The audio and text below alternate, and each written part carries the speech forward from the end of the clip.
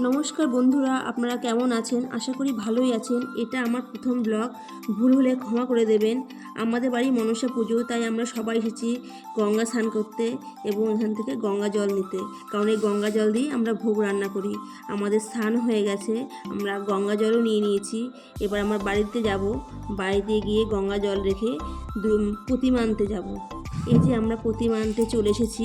দেখো কত প্রতিমা তৈরি করছে।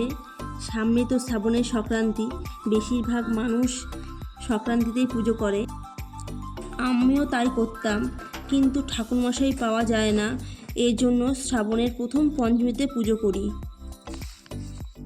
দেখো মনসা ঠাকুরের পেছনে কত দুর্গা প্রতিমা তৈরি হচ্ছে, কারণ দুর্গা পুজো তো বেশি দিন নেই, তাই দুর্গা ঠাকুরও রেডি করছে। এই দেখো একটা ছোট্ট মা মনসা তৈরি করছে। আমাদের মাকে খুঁজে পাচ্ছি না, আসলে রেডি করে রাখার কথা ছিল তো, কিন্তু রাখেনি।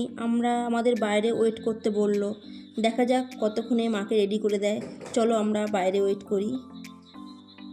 ততক্ষণ আমরা ঘুরে প্রতিমাগুলো দেখে নিই। এই যে শেষমেশ 2 ঘন্টা ওয়েট করার পর আমাদের প্রতিমা রেডি। এবার আমরা গাড়িতে তুলব। আমাদের প্রতিমা ওরাই গাড়িতে তুলে দিচ্ছে। গাড়িতে তোলার পর ওরা মুখটা আটকে দেবে, কারণ হলো রাস্তা দিয়ে যাওয়ার সময় তো মুখ ফাঁকা রাখতে নেই, পেপার দিয়ে আটকে দেবে মুখটা। এই যে পেপার দিয়ে ওরা আটকে দিচ্ছে। পেপার দিয়ে আটকানো হয়ে গেলে আমরা বাড়ির দিকে যাব। ভীষণ মজা হচ্ছে, মা আমাদের বাড়িতে যাবে, কালকে পুজো। আমার ছেলে মেয়েরও প্রচণ্ড আনন্দ করছে।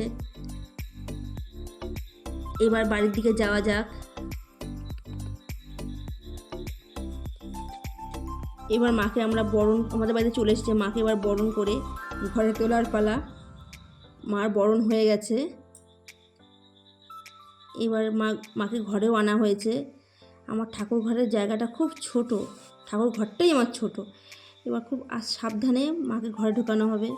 কালকে যখন মার জায়গায় বসবে তখন কি ভালো লাগবে তোমাদের দেখাবো। কাল সকাল সকাল স্নান করে পুজোর জোগাড় করতে হবে, কারণ পুজোর জোগাড় করার মতন আমার বাড়িতে কেউ নেই। আমার মা বোন কাকি ওরা আসবে, ওদের আসতে একটু দেরি হবে। পাশের বাড়ি কয়েকজন আছে, ওরা এসে জোগাড় করে দিয়েছে, কিন্তু আমাদের সেই জোগাড়টা আমাদের দেখাতে পারিনি, কারণ ফোন ধরার মতন আমি কাউকে পাইনি।